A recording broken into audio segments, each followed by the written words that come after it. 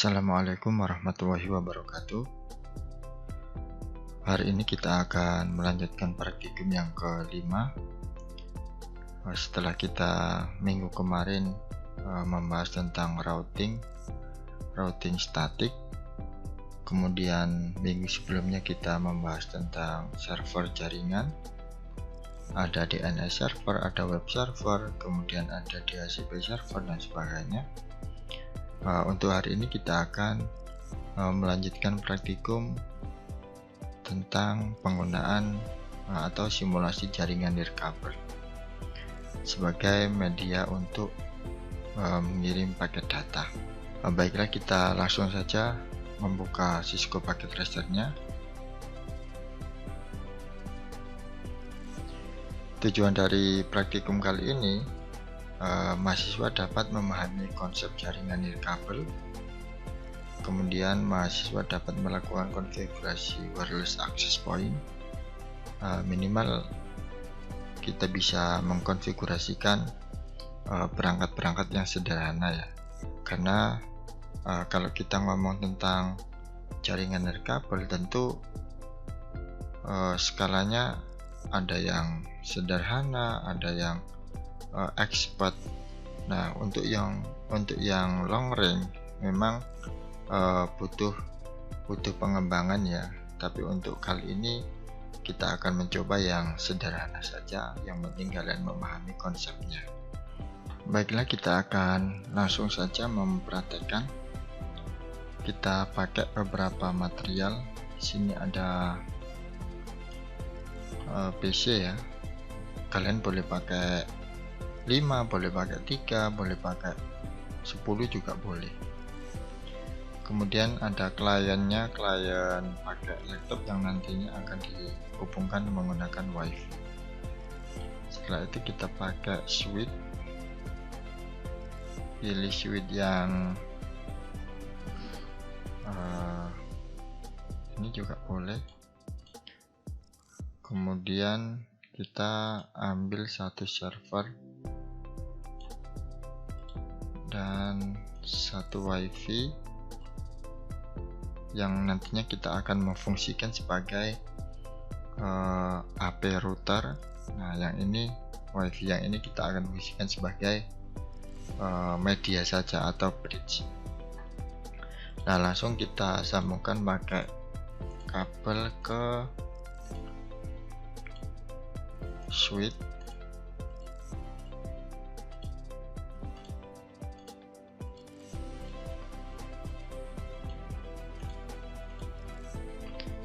Di access point hanya ada satu port karena ini hanya bisa dipakai sebagai bridge saja.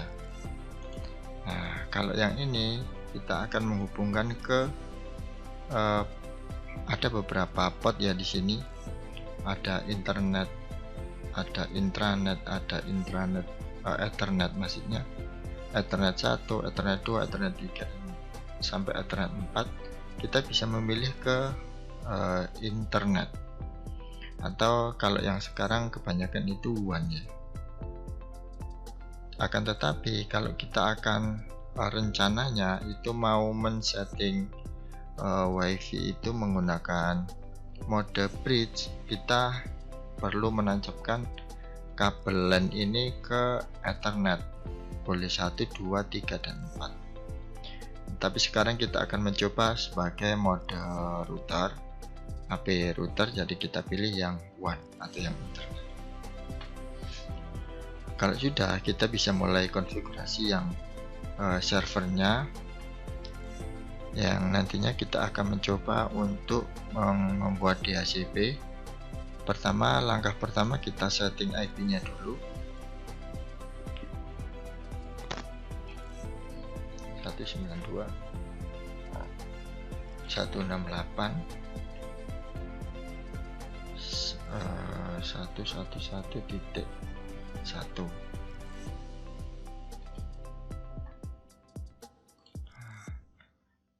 Kalau sudah, kita bisa pilih di sini ya, DHCP kita on kan. Ini langkahnya seperti langkah pertemuan sebelumnya.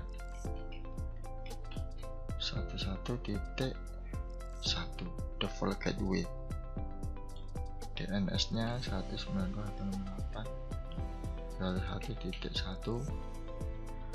Komputer yang ini yang nantinya kita akan mengaktifkan fitur DNS.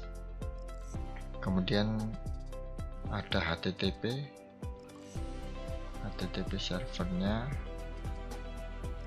Oke, kita biarkan saja, tapi ini udah on. Kemudian kita pakai DHCP atau DNS server. Nah, ini kita on kan, kemudian kita setting langsung www.it atau .ti ya, ti.unisla.ac.id. Addressnya 192.168.111.1. Nah, ini kita add. Oke, udah selesai. Kalau sudah, kita bisa menguji coba apakah konfigurasi DNS atau konfigurasi DHCP kita udah bekerja dengan baik. Kita klik di sini, terus pilih desktop, pilih IP, nah centang, atau pilih radio button yang DHCP. Kalau udah seperti ini, berarti konfigurasi dari DHCP kita udah bekerja. Satu lagi yang di sini,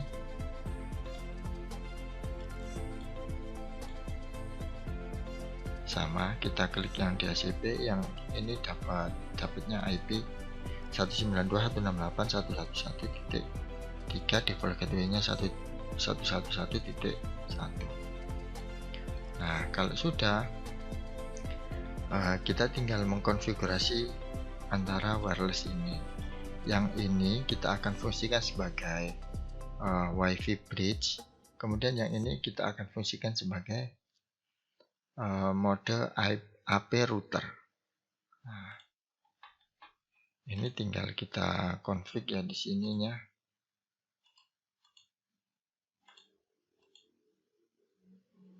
Nah, ini udah on, nggak usah kita setting. Nah, tinggal yang ini. Kita bisa setting SSID-nya, ICT Unisla. Passwordnya, misalnya kita pakai yang WPA 01.0.123.456.789.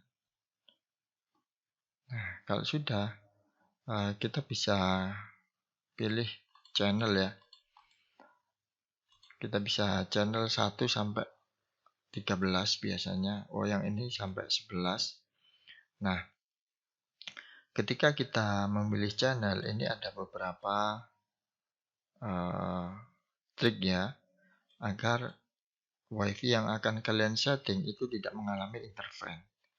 Nah, ketika kita memilih channel yang 6, maka kalau ada WiFi yang kedua, kita nggak boleh pakai channel yang sama untuk menghindari terjadinya interference. Tapi kita boleh pakai misalnya channel 1. Ketika ada channel 1 yang kepakai, maka channel yang bisa dipakai itu hanya channel 6. Itu triknya. Kemudian kita coba menghubungkan pakai laptop ya. Karena laptopnya ini belum ada wirelessnya, maka kita akan mengganti slotnya. Caranya kita matikan laptopnya, kemudian kita lepas ini LAN card, taruh sini. Nah, ini yang ditaruh. Nah, tinggal geser.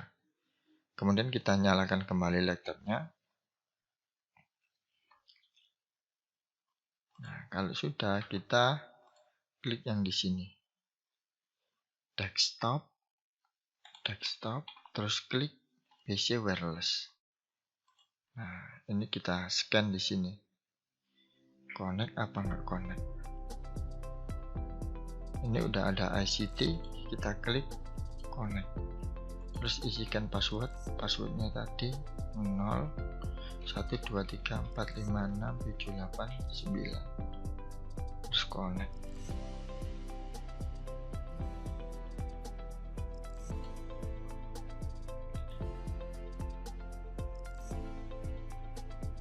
Kalau pengen yakin, kita bisa cek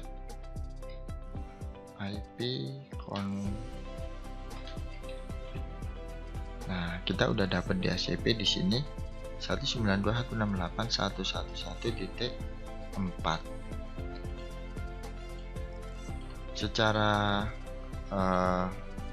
konsep, IP yang ini atau router access point yang ini itu hanya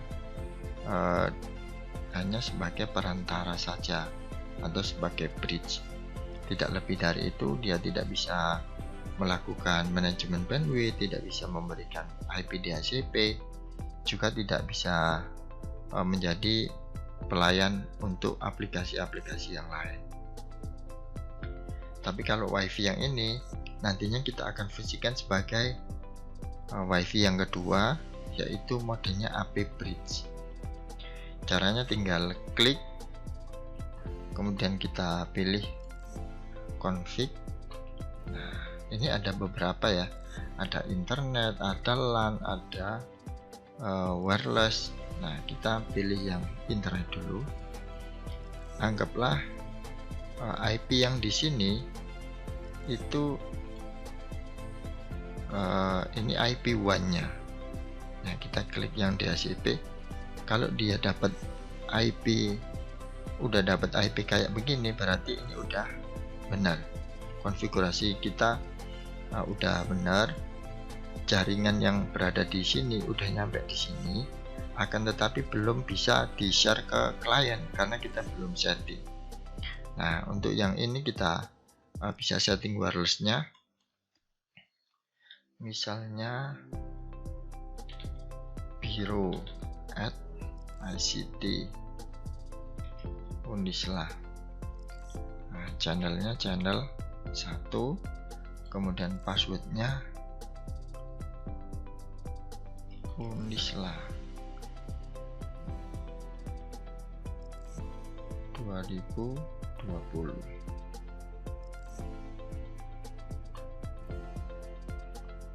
Kemudian kita pilih LAN. Oke, nggak ada masalah, kita close.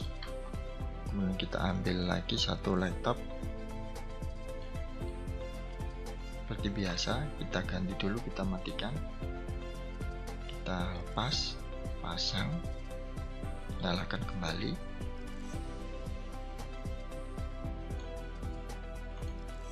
Nah, terus kita scan yang ini, connect, refresh. Nah, ada dua di sini, ada ICT Unisla, kemudian ada Biro @ICT. Ini misal WiFi nya khusus. Nah, kita connect, passwordnya diisi yang tadi, Unisla 2020, terus connect.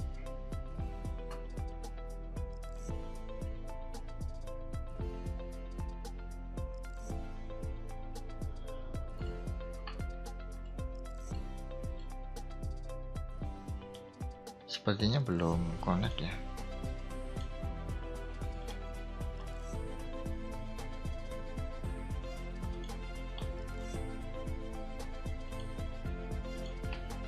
Unisla 2020. Nah, ini udah connect. Kalau udah ada tandanya kayak begini, berarti ini udah connect. Oke, untuk memastikan kalau ini udah connect, kita bisa mengirimkan paket. Ini udah sukses. Kemudian dari wireless ke server juga udah sukses. Mestinya sini ke sini juga udah sukses. Nah, ternyata udah sukses. Kalau kita pengen melihat pergerakan dari paket datanya, kita klik yang ini, kita geser, kemudian kita klik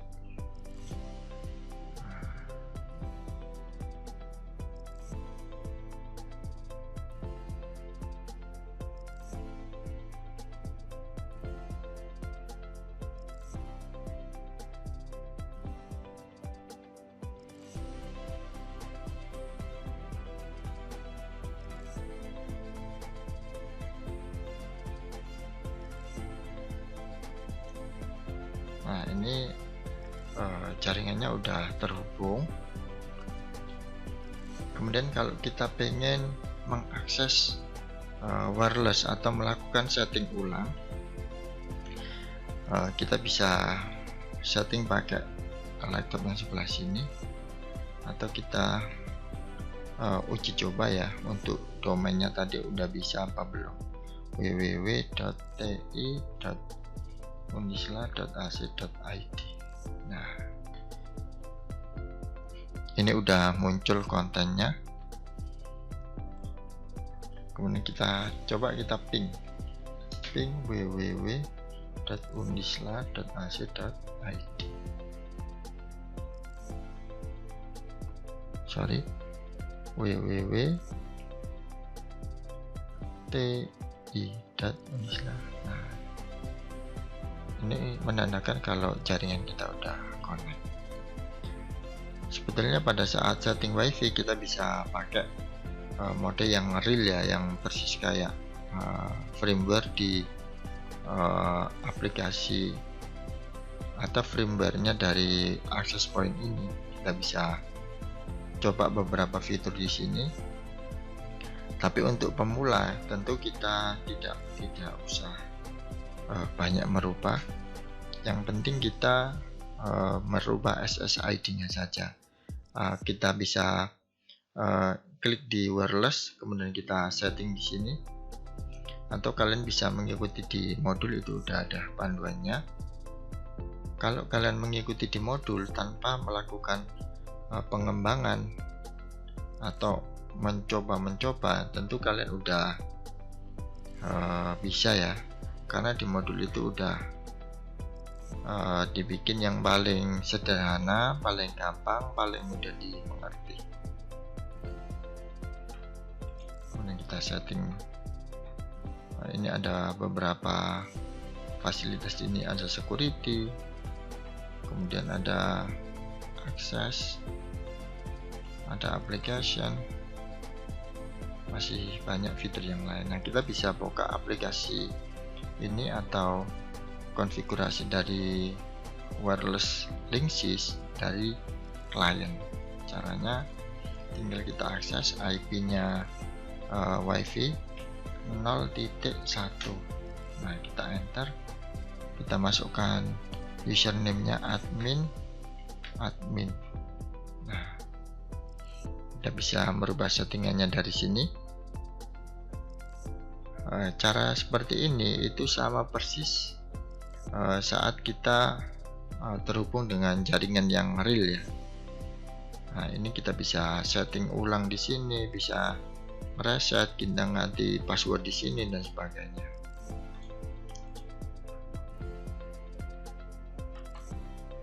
Nah, kalian bisa membuat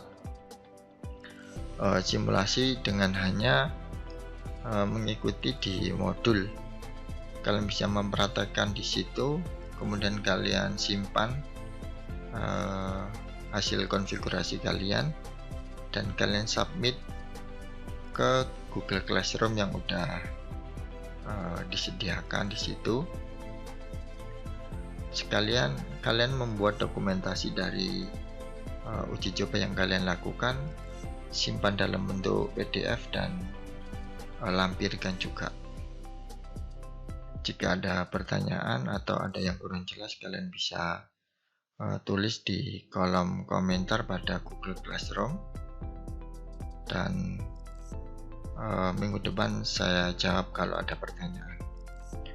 Semoga bermanfaat dan tetap menjaga kesehatan. Saya akhiri, wassalamualaikum warahmatullahi wabarakatuh.